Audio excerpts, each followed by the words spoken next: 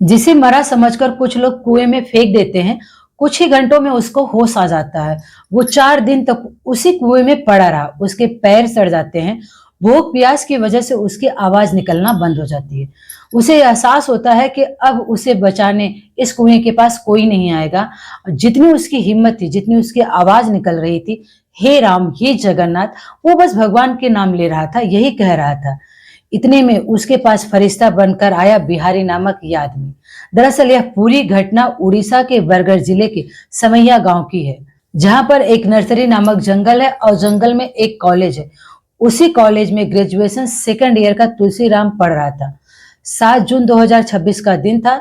तुलसीराम जब कॉलेज आते हैं और उनके दोस्त देखते हैं तो उनसे कहते हैं कि चलो पार्टी करते हैं।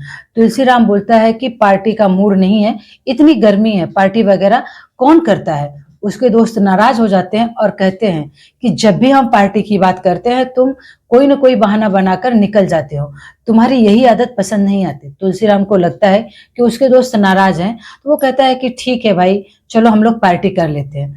तुलसीराम और उसके दोस्त पार्टी के लिए उस जंगल में जाते हैं। वो लोग पार्टी के नाम पे तो निकलते हैं, लेकिन पार्टी की जगह पार्टी वाली पार्टी नहीं करते, ड्रिंक करते हैं। वो लोग इतना ड्रिंक कर लेते हैं कि उनको होश ही हवास नहीं था। वो छोटी बात को लेकर बहस करने लगते हैं। बहस इतना ज्यादा बढ़ जाती है कि सारे दोस्त तुलसीराम से नाराज हो जाते हैं। सब लोग तुलसीराम को भला बुरा कहने लगते हैं और इतना मारते पीटते हैं कि तुलसीराम बेहोश हो जाता है। दोस्त लोग इतना ड्रिंक कर लेते हैं कि उन्हें यह एहसास ही नहीं था कि तुलसीराम बेहोश है या मर गया। उन लोगों को लगता है कि तुलसीराम की मौत हो गई है और उन्हें कुछ समझ में नहीं आ रहा था। बगल में जो कुआं था, तुलसीराम की बॉडी उठाते हैं और उस कुएं में ले जाकर उसको फेंक देते हैं, क्योंकि उन लोगों को पता था कि इस कुएं के पास कोई आता जाता नहीं है। फेंकने के बाद वो लोग वहां से निकल जाते हैं। जैसे ही तुलसीराम की बॉडी कुएं में जाती है, महज कुछ ही घंटों में तुलसीराम को होश आ जाता है। जब तुलसीराम को होश आता है तो वो खुद को देखते हैं एक कुएं में। वो जोर जोर से आवाज लगाने लगते हैं, लोगों से मदद मांगने लगते हैं, लेकिन उनकी आवाज दूर दूर तक जाती थी, लेकिन वापस मदद की कोई आवाज नहीं आती थी। सोचो, पानी में रहने की वजह से उनके पैर सड़ गए थे और भूख की वजह से उनकी आवाज नहीं निकल रही थी। तुलसीराम एकदम निराश हो गए। वो तो हताश गए कि अब वो इस कुएं से बाहर नहीं निकल पाएंगे।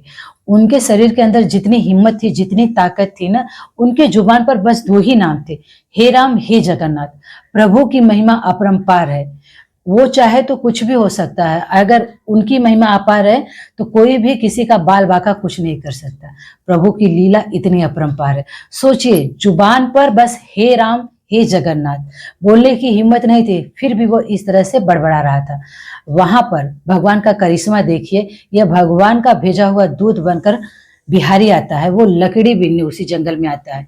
जब वो कुछ दूर निकलता है तो उसे हे राम की आवाज सुनाई देता है। वो पीछे मुड़कर अगल बगल देखता है, पर उसे कुछ समझ में नहीं आता। तो फिर वो सोचता है कि शायद मेरा भ्रम हो और मुझे ऐसा लग रहा है। जैसे वो आगे कदम बढ़ाता है, फिर हे जगन्नाथ इनकी आवाज सुनता है तो वो फिर रुक जाता है, फिर इधर उधर देखने लगता है। तो पास के कुएं से सांस लेने की आवाज आ रही थी। वो कुएं के पास जाता है तो देखता है कि वहां बेसुध हालत में एक आदमी है। वो फिर आस पड़ोस के लोग को बुलाता है, पुलिस को भी फोन करता है। पुलिस वहां पर पहुंचती है, रेस्क्यू टीम आती है और वो लोग रस्सी लटकाते हैं, लेकिन तुलसीराम को इतनी भी ताकत नहीं थी कि वो रस्सी पकड़कर बाहर निकल आए। फिर उसी टीम का एक मेंबर अंदर जाता है, तुलसीराम को पकड़कर बाहर लाता है। पैर इतने सड़ गए थे, 4 दिन हो गए थे, भूख प्यास की वजह से उसकी आवाज निकल नहीं रही थी, उसकी हालत इतना खराब थी। लेकिन इस पूरी कहानी से एक बात तो साफ समझ में आ गई है, आज के समय में किसी पर भरोसा करना, खासकर दोस्तों पर तो बिल्कुल भरोसा करने लायक ही नहीं है। हम आप लोग से बस इतना कहना चाहता है कि आज के कलयुग में भरोसा करना बहुत मुश्किल हो गया है। भरोसा करने के बाद कितना गलत साबित होता है, इस वीडियो से हमें यही सीख मिली है। इस पर आप सबकी क्या राय है, अपनी राय कमेंट बॉक्स में जरूर रखना। जय हिंद, जय भारत।